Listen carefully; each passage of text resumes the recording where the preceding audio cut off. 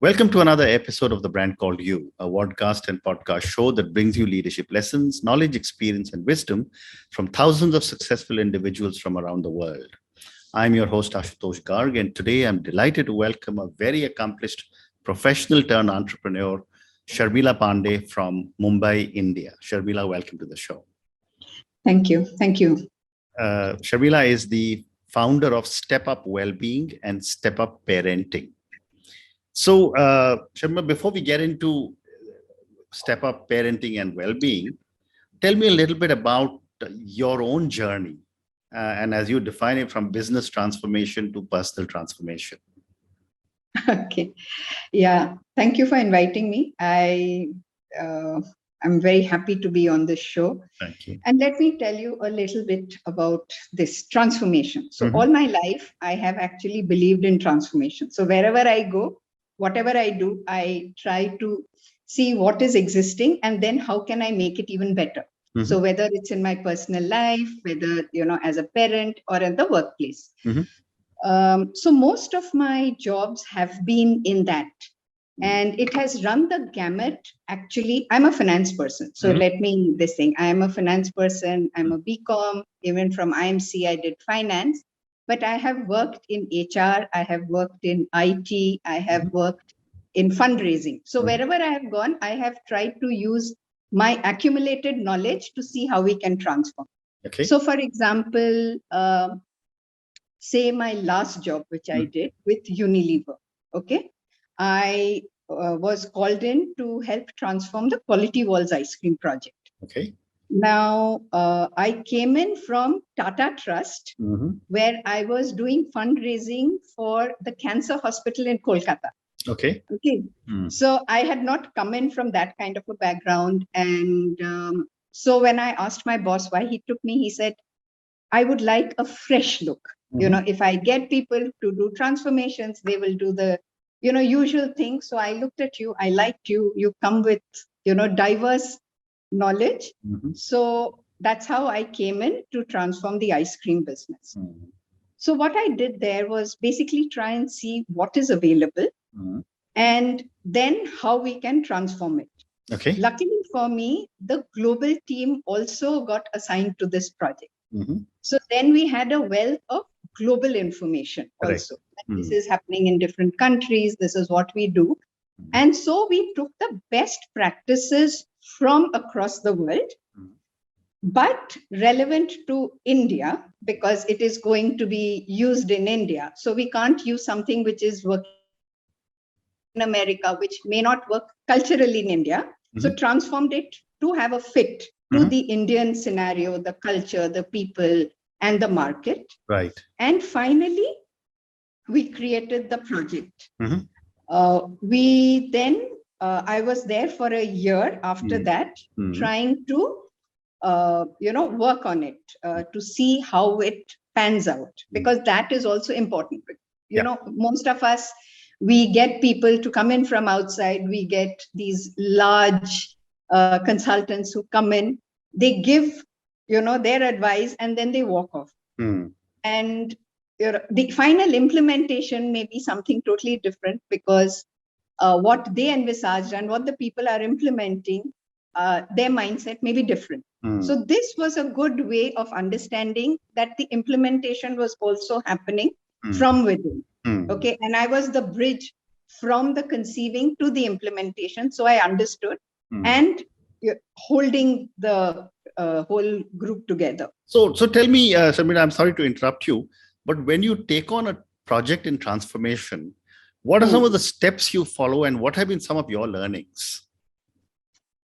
So the steps we followed, as I said, was you first find out where you are. And that is what, you use for personal transformation. Correct. So when I used it for this, so using this, first is to say you become self-aware, right?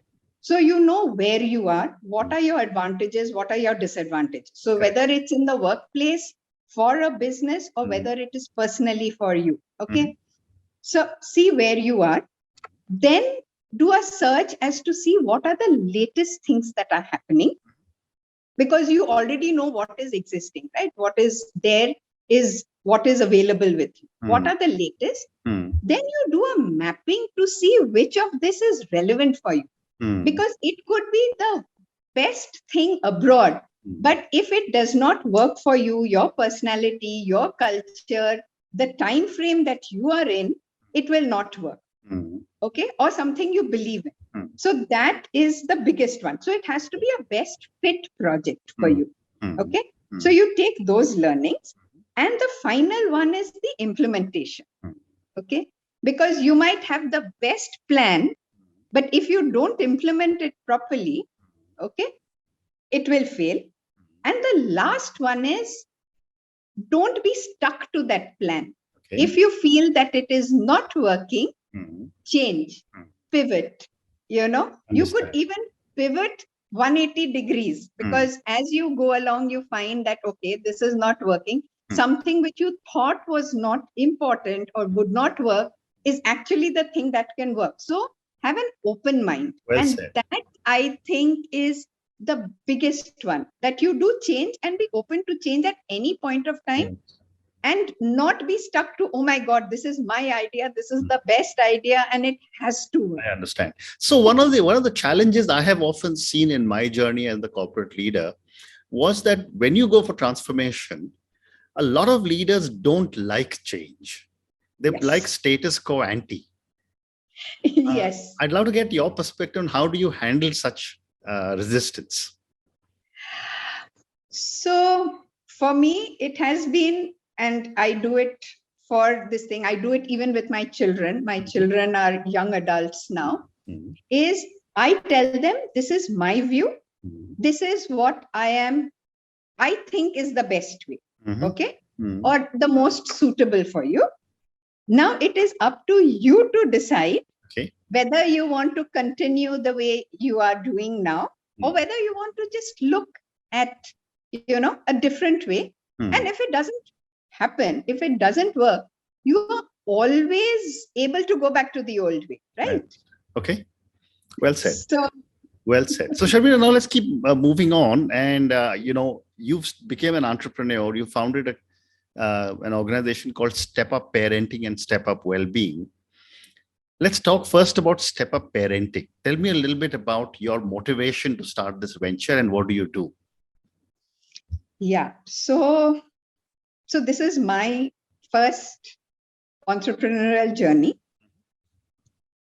It is actually a culmination of my life, because initially when I started working, I was in the finance field. I used to be in merchant banking. So I used to travel like 20 days a month. Okay. And my husband also similarly in the sales. And 4 years into my, career, I had my first baby. Okay. A son. I went back to work, but then I realized that with that kind of, traveling, it just doesn't make sense. And I had to decide whether I want to continue that. Is career important? Or, bringing up my child is important. So there, actually, my mother played a large role in it. She herself, so we come from a family of, educators, education. Right. My mother is a master's. My father, my brothers, they're all from IIT and all PhDs. So, but we have always given up our careers for our children. Why?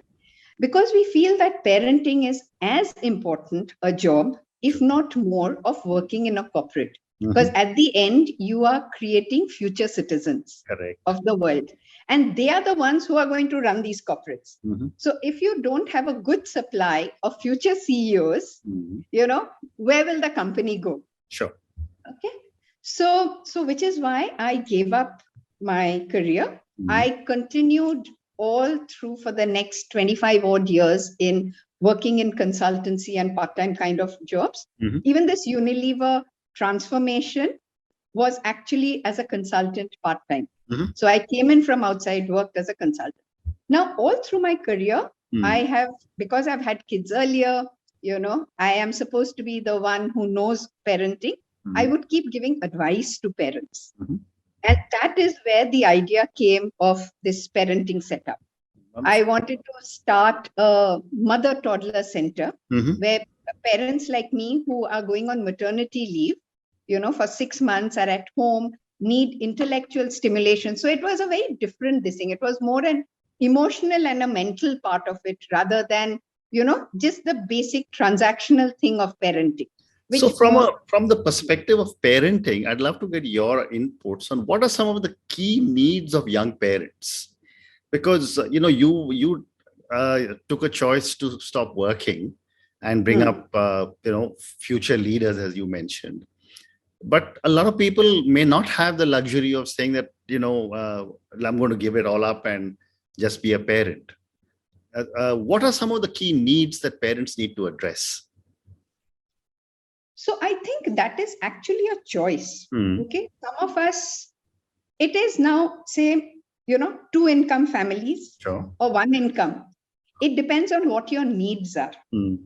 You can absolutely enough money to just go on a local holiday or a foreign holiday. So it's a choice you're making. Sure. The one thing I will say about parenting is the fact that it's just a simple thing. Your kids are like sponges. They absorb what is happening around them. So if there is, and I keep telling these to my parents, I run mom groups. So I tell them that be careful of how you behave around them, what you say, how you act, what you think. Okay. Because of the fact that they are just silently absorbing it. Even a 1-day baby is absorbing. Even before the baby is born, in your stomach, the baby is absorbing everything that is happening to you. So you have to be really careful about what your feelings are, what is the energy that is around you. Sure. Okay. And that is the simple. So I talk very simply. I don't talk, though I have psychology degrees and various other things, I have instilled this thing that distilled it to just simple things. One is energy. Be very careful. Decide what kind of values you want to bring to your children and then follow that. Okay. So I will not say, 10 rules or whatever else. Oh, it's mine. Simple to so another factor that I've often seen in parenting is culture. What are your thoughts on how does culture impact the way we parent our children? So actually, it's a very debatable topic. Sure. Okay. We keep thinking, Indian culture and things like that. And I have done most of my psychology abroad, in London, in US, and things like that. Now, when I was talking to, my teachers there, professors there, they said, Indian parents come to us. So what do you keep talking about that India is different from us? So it is not very different for most of us, at least the group that I work in. I work within the IAM community. So most of us are, we are well-traveled. We have access to global practices. It is the environment. So what you're saying about culture is, we keep saying that, this is the Indian culture. And exactly like you're saying, we don't like to make a change. We think that, what we are doing is the best. I totally agree. I think there is a lot of knowledge that is there within India, what was there in the past. And I'm actually trying to bridge the gap between what was the old world, what was there in the Vedas and things like that, and what is it now. If you look at mindfulness, okay, I have done mindfulness with John Kabat-Zinn. If you know who the gentleman is, he's the guy he's the Nobel Prize winner who started mindfulness. I have done sessions with him. When he's talking, most of the stuff he's talking about are stuff that I have heard my parents and grandparents talk about. He's just given a modern twist to it. And I am following that with him, trying to say, what was it when we originally envisaged it? And how it has got changed and has become a token system now. For example, say, we all talk about, what will I say? I mean, the thought that keeps coming to me are about, periods, though it is not a parenting thing, but it is how we talk about, something being dirty, not going to the temples. Mm-hmm. Many parents believe that. From what I am learning is that there is an energy. You are, in the olden times when parents were, mothers were menstruating, they were told to take rest. That was the reason why mothers were told not to work. Mm-hmm. Now it has become that it is taboo, you are dirty. So you've taken a nice thing, which is you were given 7 days rest when you were not well, when you were weak, because Mm-hmm. all the time you were working, and you are now taking that Mm-hmm. to the other extreme and saying that, you are dirty, you are not clean. So that is how we are utilizing. So I use this in my well-being space, actually. Okay. So it is not so much for parenting, but well-being. So let's come back to parenting then, Sarmila. Sure. Yes. Yes. We're running out of time now. My next question is that, when my children were growing up, and I'm talking, my children are 37 and 34, the only book that was available was Dr. Spock, right, on parenting and children. But now with technology and with much greater awareness, though what you seem to be implying is that a lot of the old practices still seem to exist in our country or most part of the world. What are your perspectives on how has parenting evolved, and how are the younger parents changing the way parenting should be looked at? Okay, so it's a very interesting question, because we are bound by technology, right? Our phone has become our best friend. So from where Dr. Spock was the only book to now we have hundreds and thousands of books, Yeah. I think there is too much of information. And if you go into a topic, you will actually find conflicting information being given to you. Mm-hmm. Okay. One book will say this, and you will actually find another book or an article which says absolutely the opposite. Mm. Okay. So people are confused. And the reason I say this is, within the IM community, I run mom groups, which are age-based, so prenatal all the way to teens. Okay. And that is where, so people will come and say, okay, I read this. Sarmila, tell me, is this true? Does this work? I'll say, see, this is my perspective. This is what has worked for me. Now you decide whether you want to follow X or you want to follow Y. It again depends on what you feel is necessary. That's one. Technology, yes. Now what happens is, before you would have workshops, you would have face-to-face. Now, because of the last 2 years of COVID, you're not doing it. It has become that you consume all this at your own time. Exactly what you're doing. You put it up on your website and people consume it whenever they want to do it. So now even parenting is becoming that. I have been told, put up all the advice that you have on your website. We will figure when to consume it. My only opposing view to that is, then we are not having a conversation. You are just blindly taking in what I am saying. You are not understanding the reason behind it and whether it will work for you or not. But otherwise, I think there is so much of information. It is great. It is making people aware. And especially now that we have nuclear families, we don't have the old age, where parents were giving us information. So technology works well, but I think we need to have a balance. So everywhere, I keep saying this, balance is the thing. Balance out old age with the new age, figure out what works for you, and then do what is the best way for you, the best fit. Okay. Because parenting is very, very individualized. Right. So my last question to you, and this is for the many people who've listened to our conversation. Based on our conversation today and all your vast experience, what would you say are 3 key lessons you would want our viewers and listeners to take away? Okay. So my key lessons actually encompasses both parenting and well-being, because I've realized that parenting is a part of well-being. Parenting is a role we are playing, right? So we should not forget that parenting. So that is the first takeaway. Parenting is a role we play. So it has its effects on our workplace, family, everything.